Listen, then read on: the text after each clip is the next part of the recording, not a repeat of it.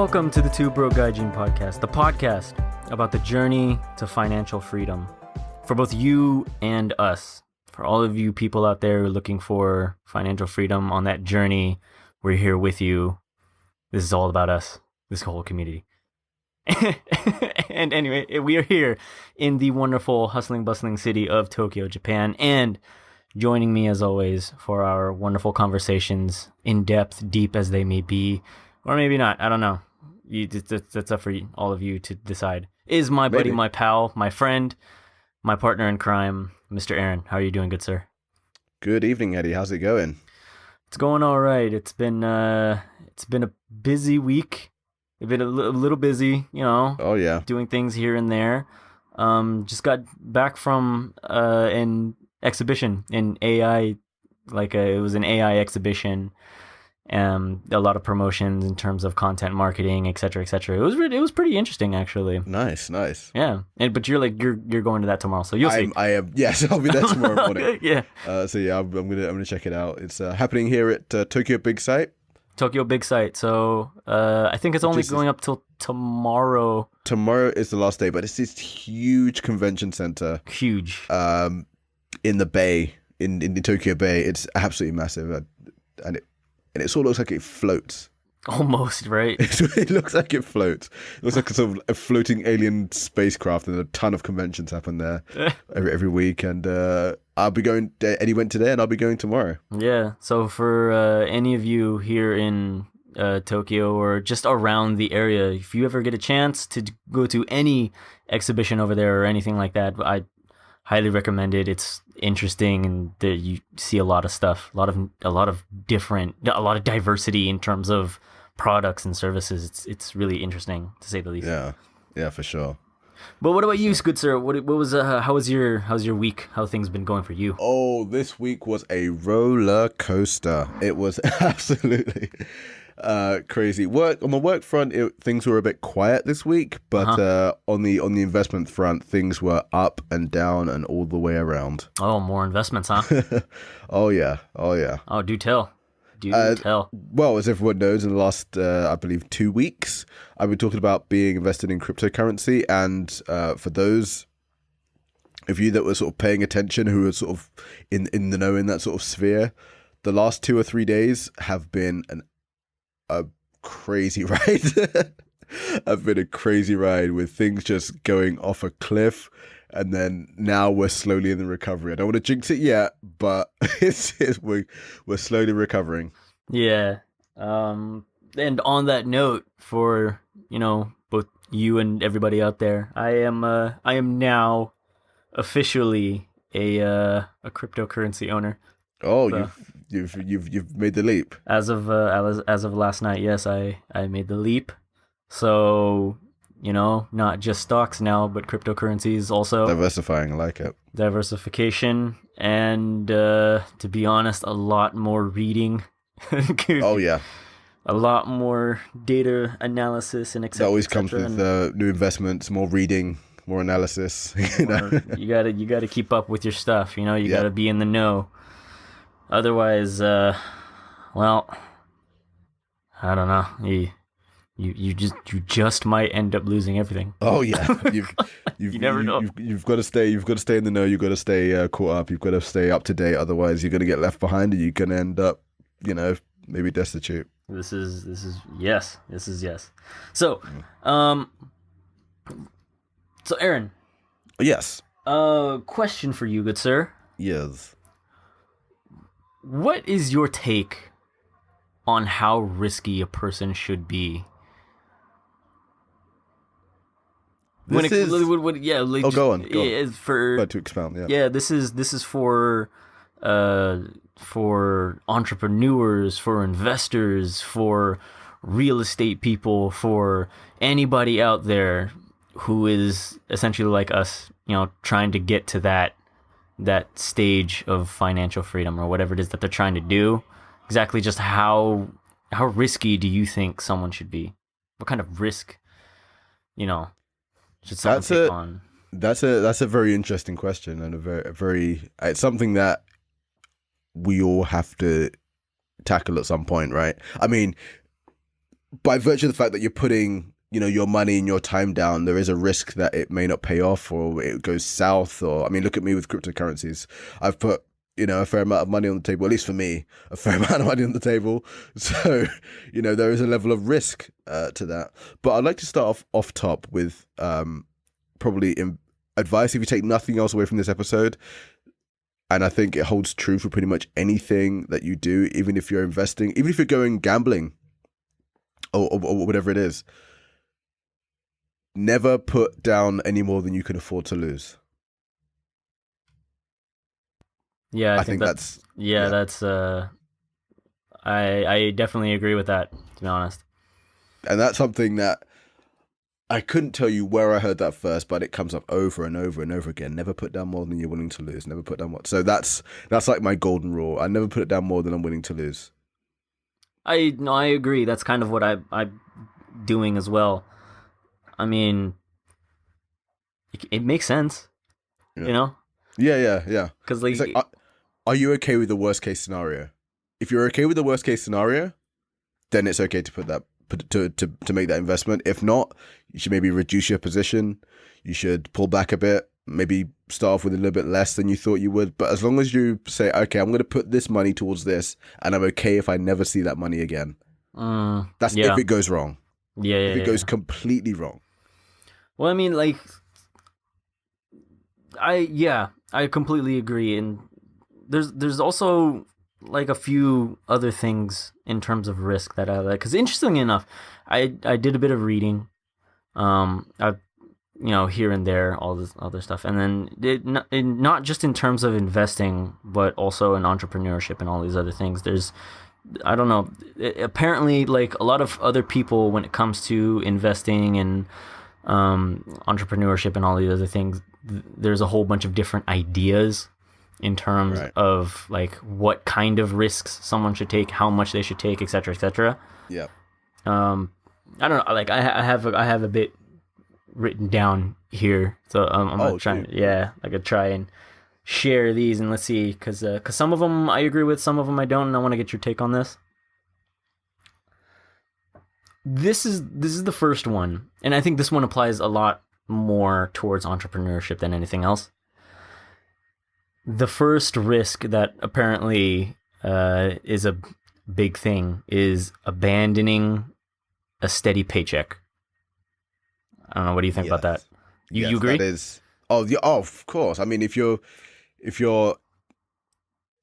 on a salary and used to getting a certain amount of money every month consistently, there are some ups and downs to that. But when you sort of turn that in for something that's less certain, that relies on you and relies on your business acumen and whatever you're doing, it's risky. It is risky, because if it goes belly up tomorrow, you've lost your income that you were shifting to, and you've lost the income you had before. So it's definitely, and I'm sure it's a very difficult decision for many. I don't know if I fully agree with that, though. Okay, go for it. Go. Yeah, because the thing is, at some point when everybody's starting out, right, you have to have, whether it's investments, whether it's starting up your own business or something, you have to have some kind of back funding. And where other to get that kind of funds, I mean, unless you're already doing some hustles, I mean, I don't recommend going out there and hustling people, all that kind of stuff. But I'm just saying, unless you already got your thing going on, unless you already have some kind of income there, how else are you supposed to get your investments or anything else started? You know what I mean? Right. True. So if you have a steady paycheck, I think that if you have a steady paycheck, if you're making salary or anything like that, you take a percentage of whatever that is, kind of similar to what you and I are doing. We're taking a percentage of our paycheck and putting that into stocks, cryptocurrencies, etc. Mm-hmm. I feel like someone, or really not, I won't say everybody. Well, you know what? I take that back. Anybody getting started should do that. They should take a percentage of whatever they have of a steady paycheck and then turn that into what they want to do. Oh, absolutely. But Right. again, it jumping from one to the other, it kind of depends on the scale as well. So, for example, if you're used to living off just for simplicity's sake, I don't know if anyone can live with this these days, but say you're used to living off $1,000 a month, Right. and you've got a job that pays you $1,000 a month. Right. Now, if you left that job to do your own thing that pays $500 a month, that is very risky. Some would say idiotic. so, but if you had some savings behind you, you had 6 months of savings, you had $6,000, and then you jump into something that pays you $500, and then hopefully that will bring you up to about $1,000 by the time your savings ran out. You've got to kind of make those calculations. So it's like a calculated risk. But I think if you were used to living on $1,000, and the next month, if you jump from the one thing to the other, it pays you $10,000, I think it's a bit easier to make that decision. Is it not? No, I agree. I think the key thing that you mentioned was calculated risk. Right. So I think calculated risk, if you're going to take any risk, it should be calculated risk rather than absolutely. Rather than just up and saying, "Oh, I'm not going to do this anymore because I'm going to do my own thing," when I have absolutely no funding or back plan or anything like that. Right. I mean, right. Yeah. So and actually, I think on that kind of point, on that more specific example you have, I know it's just an example, but I'd like to say something about that. Is that go for it. If you've got one form of income, I don't think you should give it up unless it's not worth your time to do it.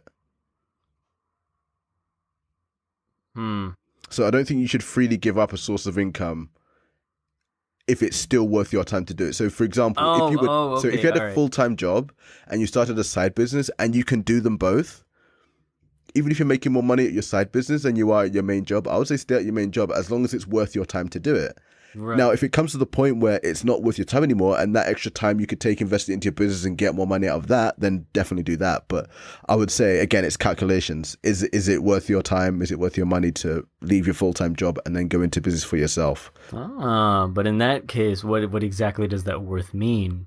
Is that worth you enjoying your job? Do you value that job as much as what you're getting? That is, again, that is completely subjective. Yeah, it's subjective. Yeah, it's completely subjective. If you enjoy it and you really like doing it and, you don't mind if you got paid $1,000, $500 or $5 to do your job, just keep doing it. But, if you've got a side hustle that brings in more money and it's a toss-up between the two and you think that time would be better invested in your side business than your job, then you can definitely, I would say, it makes more sense to then quit your job and go for your that business, make it your full-time I gig. agree. Yeah. All right. So another thing, and this is usually when it comes to risk, and I feel personally, when it comes to risk and when it comes to just taking the leap or doing anything really, the very first thing that people go to just right off the bat is money. So yeah, it is so the risk of sacrificing personal capital. Yes. I mean, that could be a scary thing. That can be that can be a pretty hard fear to get over, So so it's one of the big ones we have, yeah. Oh yeah, for sure. So what's your take on that? Like it's one of the hardest things to do. Like you said before, we're both experiencing it now. Like I've got a significant chunk, again, not more than I'm willing to lose, but for me, it's a rather significant chunk invested into one sort of avenue. So it is kind of scary. And then, like I said, at the beginning of the week, it was everything was up and down, and it's down by 20%, then up by 10, and then down by 30. And it's a bit of a scary time, and it's something that I think I read a quote today. I'm actually subscribed to Rich Dad's newsletter. I like to see what he's got. He's some interesting articles through his Rich Dad service. Okay. And this quote's everywhere. I'm not going to attribute it to him because I'm sure he wasn't the first one to come up with it, or whoever wrote the article wasn't the first one to come up with it. But it's a rather interesting way to think that to really make it and to get to the levels that you want to get, financial freedom, you want to be able to do whatever you want. You have to get used to the idea of being uncomfortable. Oh yeah, for sure. And the way he phrased it was, or the way the person who wrote it phrased it was, get comfortable with being uncomfortable. Mm. And I forgot who. Did I say that? I think we may have said it. We may have said it. Yeah, One of I'm us may have pretty said sure. it in a previous podcast, but I think one of us did say that in the previous podcast. But yeah, I Yeah. saw it again today, and I thought, yeah, especially with this last week, I've been very uncomfortable. very like, oh, should I jump out? No, just hold on. And it's good training if nothing else, right? Oh yeah. Oh yeah. It's this experience of like, even when things are going wrong, you get that uncomfortable feeling, get those butterflies in your stomach. Just have the fortitude to sort of stick with it and stick through it, and at least for now, it's paying off, or at least coming back to a more reasonable level. Yeah. What about you when you think about putting your finances on the line? How does that play with you? That is one of the hardest things for me. Yeah. If not, actually, I'm not. I'm gonna take that back. It's not even one of the hardest things for me. It is the hardest thing for me. Because Yes. yeah, when it comes to anything, I mean, I know I'm playing hard at my investment stock game, and all of that. But when it comes to all these other things that come to mind, just the risk, like just the idea, and I know we just mentioned that never put down more than you're willing to lose. Like that kind of speaks for itself. But I think to an extent, even that rule is kind of related to the idea of being afraid to lose your money. Yes, exactly. That's where it comes from, of course. Right? So, I mean, just the whole fact that we have that rule in place kind of shows that we're not just going all 100% and just throwing as much money we want in there, because we're not willing to take on that much risk. And some are, some are. I'm not going to deny that. It's in my case, I mean, hey, I got bills to pay and I got to. Right. No. You know what I mean? So, I mean, you'll hear these guys out there, and these sort of entrepreneur guys teach you to be an entrepreneur. You've got to, fear of failure will hold you back and things like that. And they'll say, just go for it. But at the end of the day, guys, you've got bills. Yeah, right. You've got a mortgage. You've got rent. You've got food. You've got, there's things you need to live. And I think that's okay for some. I mean, the story of Elon Musk, right? How he started SpaceX, where he had to borrow money for rent. After selling PayPal to eBay, he put all that money, I think it was 150 million. I don't remember the exact number, but some ridiculous amount of money, and he put it on the table, put it into SpaceX, and he had to borrow money for his rent. Yeah. Now that guy goes in when he goes in, and there are definitely success cases from just putting it all on the line and just saying, I believe in this so much that I'm going to put everything out there. But I think for the most of us, that just doesn't work. I definitely agree. Or you'll just stop yourself, yeah. Yeah, like to an extent, there are, like you just mentioned with Elon Musk's story, there's a whole bunch of, I'm fairly sure there are a bunch of success stories out there with just going all in and then coming out, very, very profitable on the other side.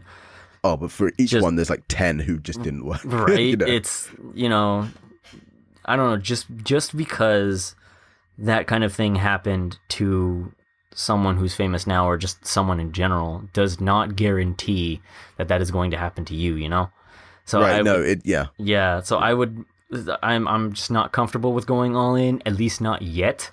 I don't know if I ever will be, but right. Yeah, for me. And on that note, actually, on that note, it's actually kind of a perfect segue here. Do you think that at any point in time, risk is or should be greater than profit? Oh, can you explain that concept? I'm not quite sure. All right. I'm picking up what you're laying down there.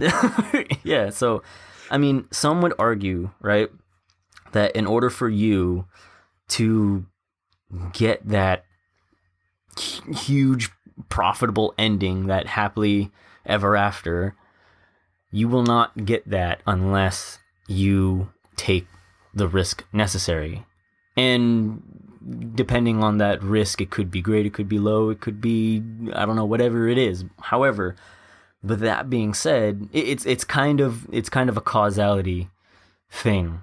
Essentially, like risk equals a certain amount of risk equals a certain amount of profitability. However, there are some that would argue that risk is actually more important than profitability, because without that risk, you will not come out on the other side profitable. Right. Yeah, no, I think you'll not come out as profitable. Really? I think you can still come out profitable, but not as profitable. So, for example, if I'd put all the money I have and put it on my investments, I'm sure I will come out more profitable than putting the money I have put down at the moment.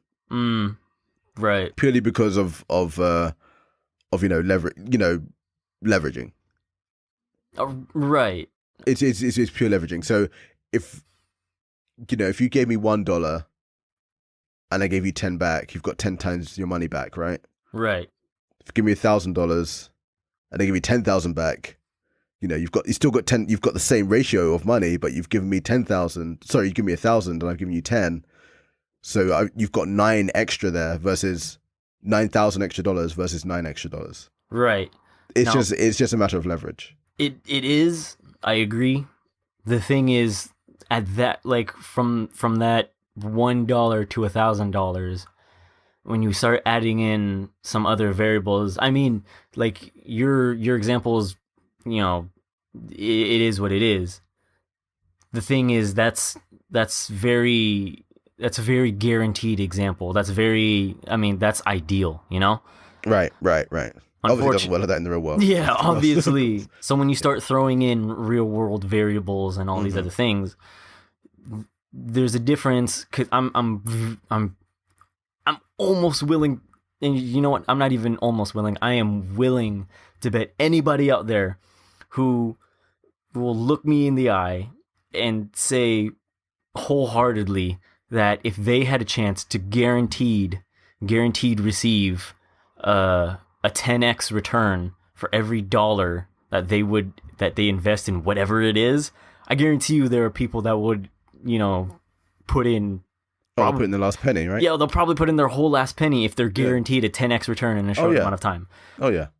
The thing is, when you start throwing in extra variables, like I said before, that leads to the risk that we're talking about, Right, so right. that jumping from that $1 to $1,000, even though that 10x is still there, it's still there and it's possible. Yeah. But from person to person, there are some people that aren't willing to take the risk to jump in at 1,000 or maybe even 20. Right. Yeah. No. True. Yeah. And I think that comes down to obviously subjective. Look, Bill Gates can drop $1 million. Okay, I can't. All right. Yeah. He can drop $1 million and probably not even blink. Yeah. To me, $1 million is all the money I have probably never even seen yet. Bill Gates probably doesn't even know what a dollar is. Right. I think. What was it? I think Neil deGrasse Tyson said. I think it was like a nickel or something. He said if he was to pick up a nickel versus his salary, or the average American was to pick up like a nickel or like a quarter versus his salary, how much would it be for like Bill Gates' salary? Would he bend down for it? It's like $32,000 or something.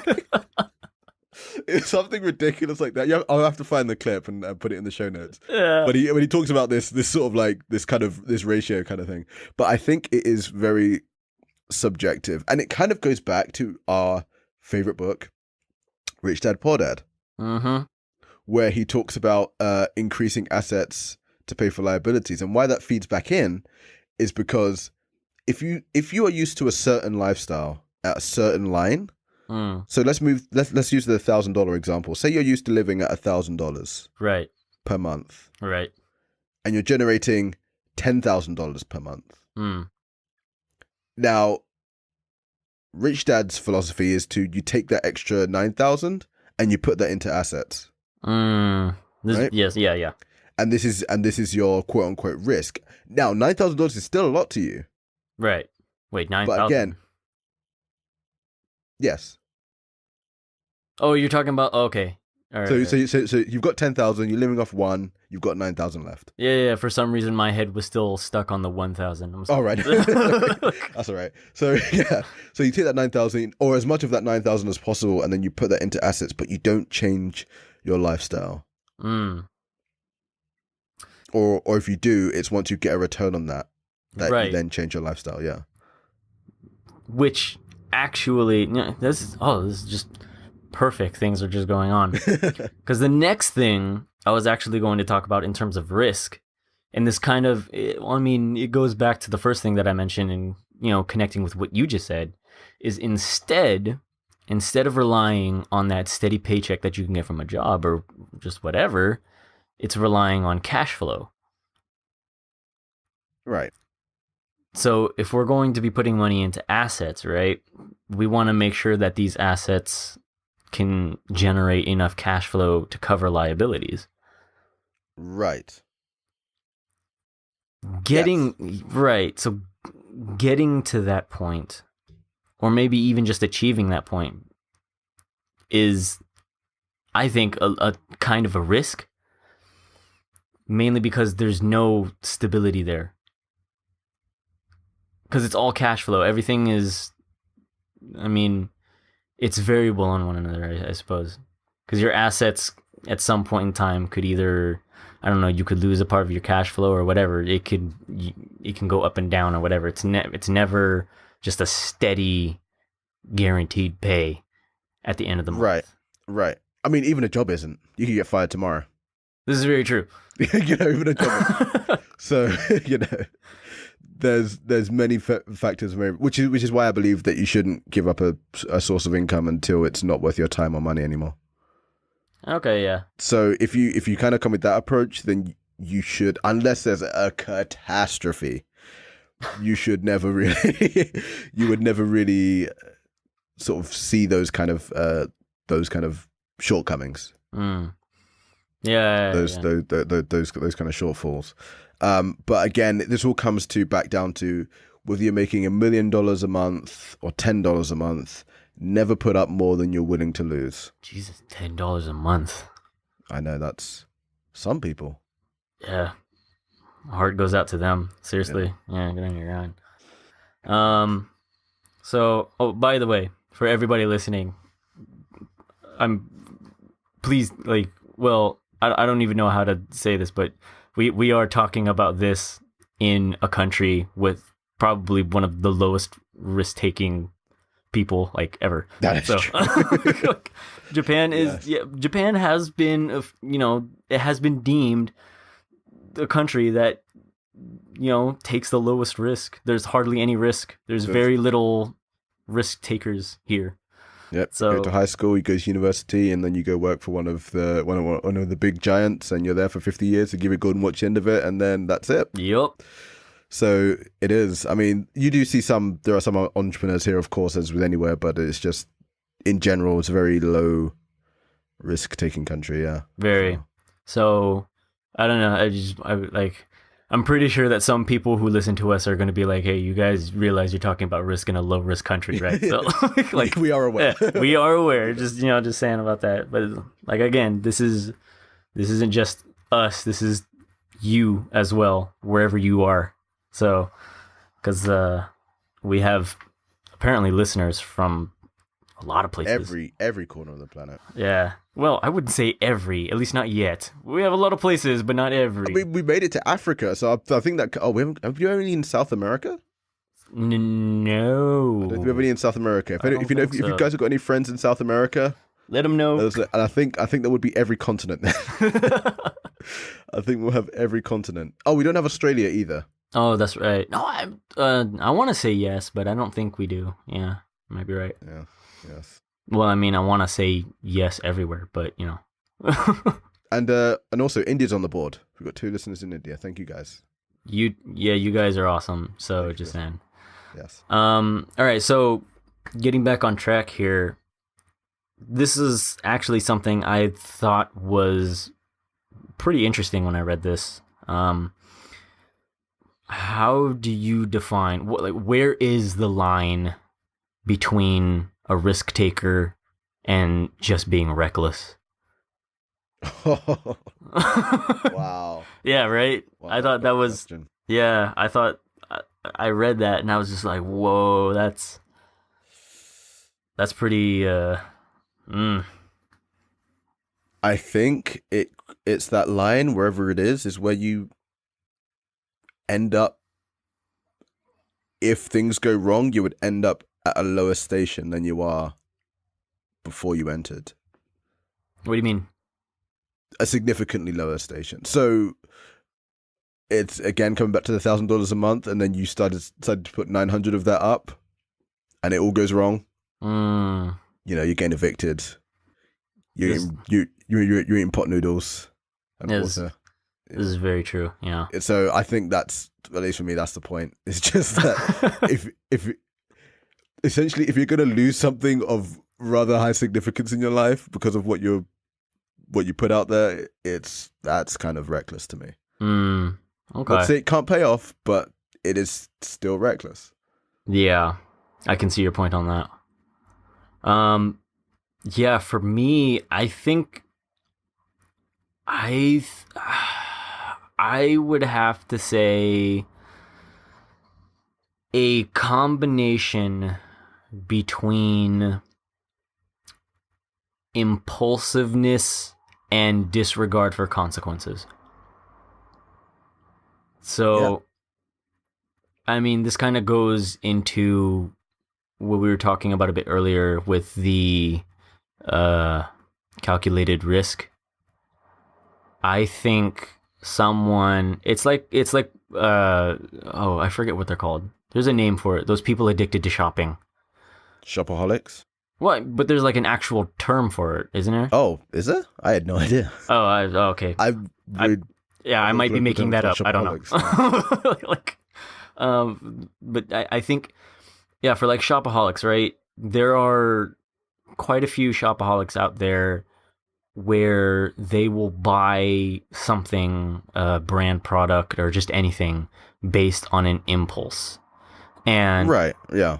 it could be a bargain, it could be whatever it is, whatever drives that impulse, they do it solely on that impulse. And at the same time, well, I mean, there are some shopaholics out there that are fully aware that, oh, this is an impulse, I shouldn't do this kind of a thing. But I'm talking Right. about full on impulse without even thinking of, oh, okay, if I do this, then this could happen, or Yeah. There's no this might regard for happen. consequences. Yeah. Yeah. So I think when you get to that point, when you stop thinking about the possibilities, and I'm not saying like be too wary, but I'm just saying when you stop thinking about the possibilities and the consequences, I think, and you're just go.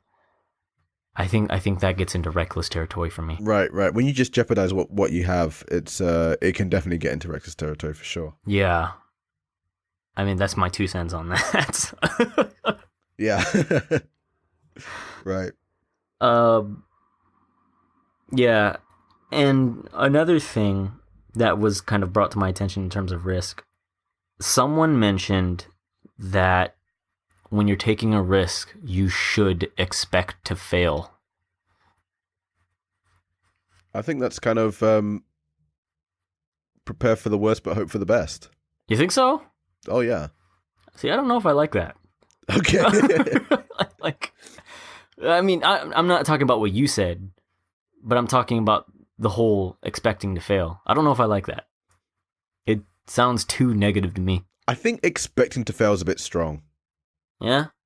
I think entertaining the idea of failing is probably a bit better way to put it.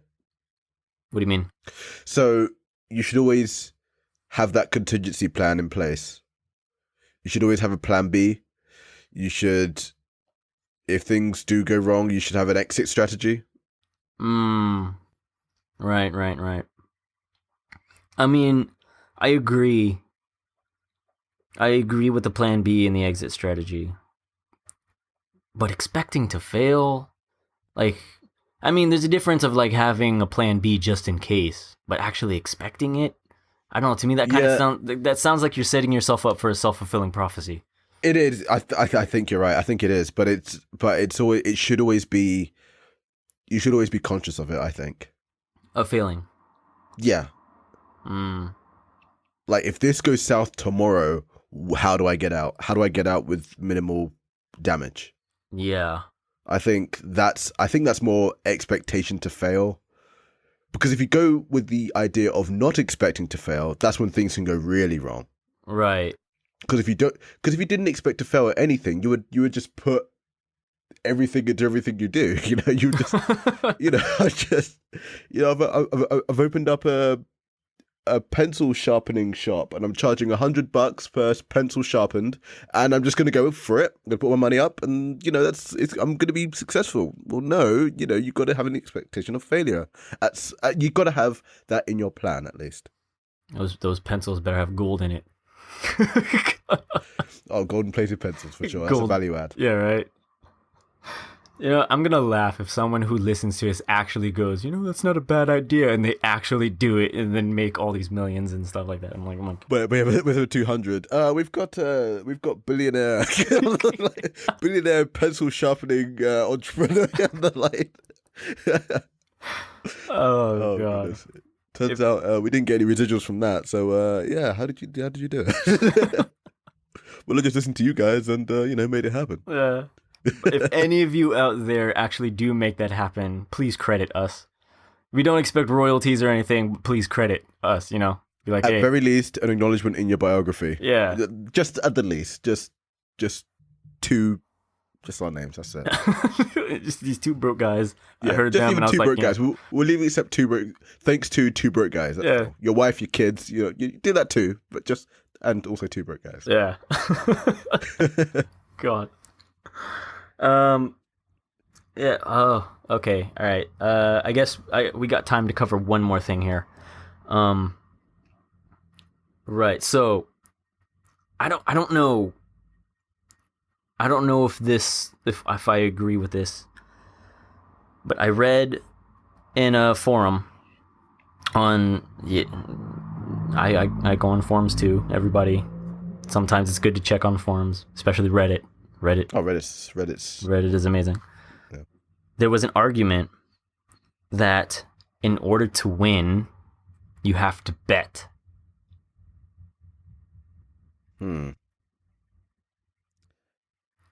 Bet. Right? I don't agree with bet. Yeah, it's that word. It's the calculated risk again, I mean, by that logic, you're betting with anything. You're betting crossing the road, Right? You can look left and right, there's nothing coming. All of a sudden, a Ferrari's coming down the road at 300 miles an hour and takes you clean off your feet, you're done. It's calculated risk. Like betting, it's like when people say, oh, I started doing some stock stuff. Oh, isn't that gambling? Well, by that logic, anything's gambling. Yeah, right. Well, where does calculated risk meet gambling? Where is that line? It's even people that legitimately gamble know what they're doing sometimes. They count cards, they know probabilities and things like that. It's like, yeah, you don't want to be risk averse, but betting's a bit of a strong word, I would say. Yeah, I agree. Yeah. That's what I'm saying. I'm not, well, I mean, you essentially just said everything I wanted to say about that, because right. When it comes down to betting, I don't know, that makes me feel like it's a very strong, but in my opinion, vague word, because like you said, you can apply that word to many different scenarios. Like you can walk across the street and bet that a Camaro or whatever car of your dreams is going to run you over, and someone is going to be like, oh, hey, I didn't see you, I'm sorry. To make up for it, I'll give you $1 trillion. I don't know. Like, right. Like you can bet that anything is going to happen at any short time, but like that doesn't necessarily mean you have to bet in order to win. No. I don't even really understand. Like, I don't know. I don't particularly agree with that. No, no. I say stick with calculated risk.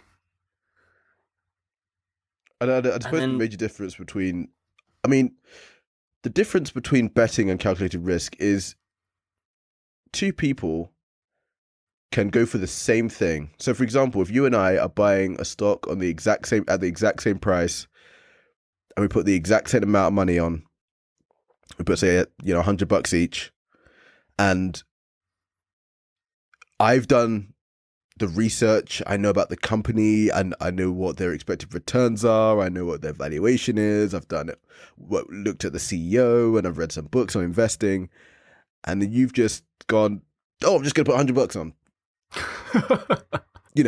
One is calculated risk, and one is, I think, betting or gambling. But I think those two can exist in the same, even when it comes to the same thing.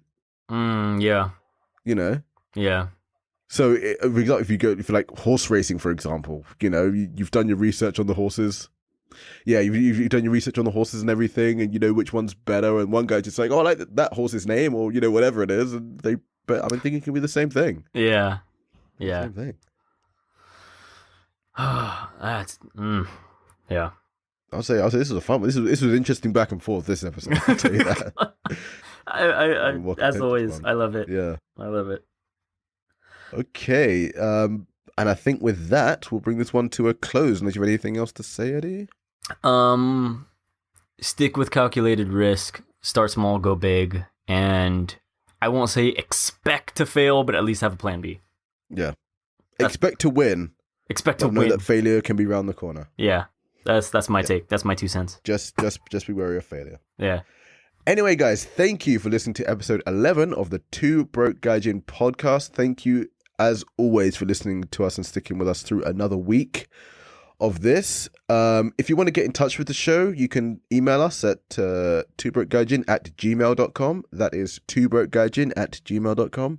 Also on Instagram, Facebook, Twitter, @twobrokegaijin on all those platforms. So you can always interact with us, wherever we are. So, with that said, and any parting words, Eddie? Yeah. Be risky but not reckless. Insightful as always. Thank you. Insightful as always. Thank you. That's Eddie, everybody. Thank you. Okay. Until next week, guys. We'll see you then.